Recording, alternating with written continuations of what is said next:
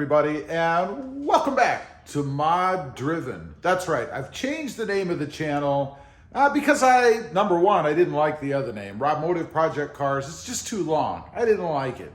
Mod Driven is really what I am on all three of my channels, but particularly on this one. Been a lot of mods and things I've done to the Mercedes-Benz, and this channel is really going to focus on multiple cars potentially and mods to all of them. So I just thought it was more appropriate. Now, you may see me introducing the channel as Robmotive Project Cars in some other videos. Honestly, that's because they were already shot, already filmed, and already set to go off. But rest assured, the channel name is now Mod Driven.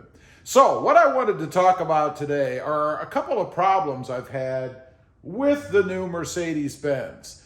Or I should say used new Mercedes-Benz, because it's new to me. Of course, when you buy a used car, there's always going to be some issues. You know, the paint, for example. If you take a look at the paint, obviously, other than being a little bit dirty, there are some areas that have been touched up. The prior owner did touch up some spots. You can see some right here, particularly right there, and there are a few of those throughout the car. Now, that's not a big deal. I understand it is a used car. It's been driven. It had 29,000 miles on it when I got it, or real close. So I know there's going to be some chips and things like that. Fortunately, there are no door dings, but there were 4 curbed wheels. So I did replace those. There'll be a video on that coming up. I'm kind of jumping ahead a little bit here. But I did replace those because they were pretty bad. Whoever had the car before really liked to kiss the curbs, you know. But there are a couple other things. One that I addressed with CarMax when I bought the car that they have failed to remedy, at least so far. The other is something I discovered when I was underneath the hood, and we'll start with that one.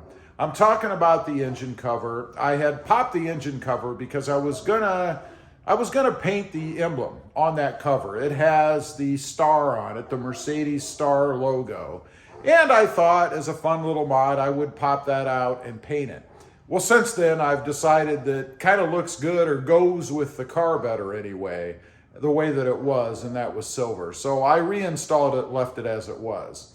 But when I took that engine cover off, I discovered that one of the grommets on the bottom, it's a little plug-like thing, I guess, that kind of grabs a stud that's under there when you push down on the engine cover. One was missing. There's a total of 4. Now, it's not a big deal, but that meant that that engine cover was a little bit loose. It would move a little bit.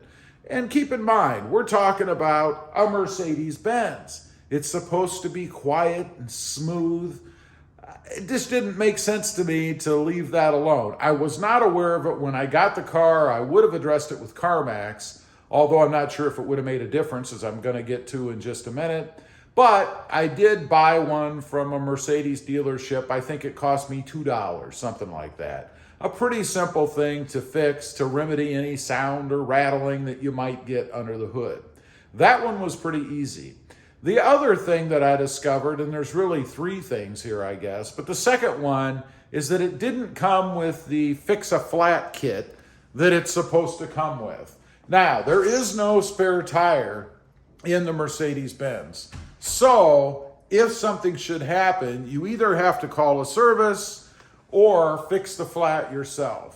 Now, I talked to CarMax about that, and this is one of my only dings about CarMax, I guess. I really like CarMax otherwise. But I talked to them, and part of the deal was they were supposed to send me a replacement kit, or a kit at least, so that I had something in the car to get myself out of a pinch should I get a flat somewhere that is fixable with one of those kits. And by the way, those kits are not the end all. You have to have the right kind of flat to be able to fix something with those kits. I mean, if you get a big gash in the side of your tire or something, a fix-a-flat is not going to take care of that. All they're really good for is fixing some sort of a puncture, like a nail or screw, something like that.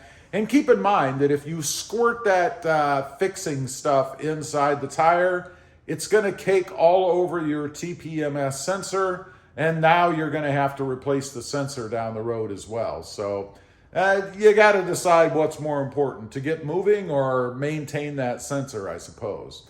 But anyway, CarMax was supposed to send me one. It's been several weeks now. I certainly should have had it by now. And of course, it's not here. So that's something that I need to get back to CarMax about, I guess. I mean, it's really not something I paid extra for or anything, but it was part of the deal. They said they'd do it, and they should do it. Now, the other thing that I want to mention, and we'll take a look in the back here, has to do with the trunk, and it's the mesh tie-down that comes with the trunk, or with the car, I should say. I'll show you that right now. It's this kind of a thing, but I have mine stowed right down below, right there, because frankly, there's no way to tie it down in the back unless I'm missing something.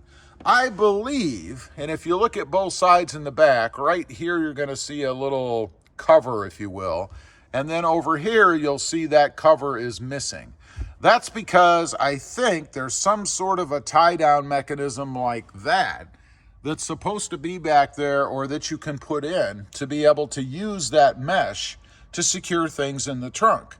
Now, it's not a huge deal. I mean, I do have the mesh itself. Again, you can see right there. But I have no way to tie anything down right now because that is missing. So that isn't something that I was aware of when I got the car. Otherwise, once again, I would have addressed that with CarMax. Again, not knowing whether they would have actually performed and given me one anyway or fixed it. Don't have a lot of confidence right now in them when it comes to that kind of stuff, if you can't tell. So those are 3 actual problems that I've had. I guess I've been pretty fortunate. The car mechanically is very sound. Haven't had any issues with it with respect to that. It runs great. Everything else in the car is pristine. You would think if you were sitting in the car that it was brand new. It's just in excellent shape otherwise. Again, disregarding the few little dings and nicks and things that are in it. Something, again, that I expect to have because it is a used car.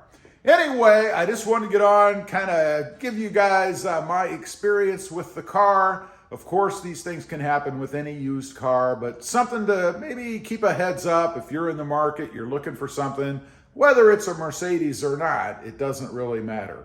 Leave a comment. Let me know if you were ever surprised, bought a used car, thought it would have something or were promised something, and it never happened. I'd be curious to know. Also, real quick, I do have 2 additional channels. Rob Motive, all about the Toyota Tacoma, and Rob Motive JT, all about the Jeep Gladiator. Check them out, and if you're interested, why not subscribe? And while you're at it, smash the subscribe button here too. Thanks for watching. Stay safe out there. Bye.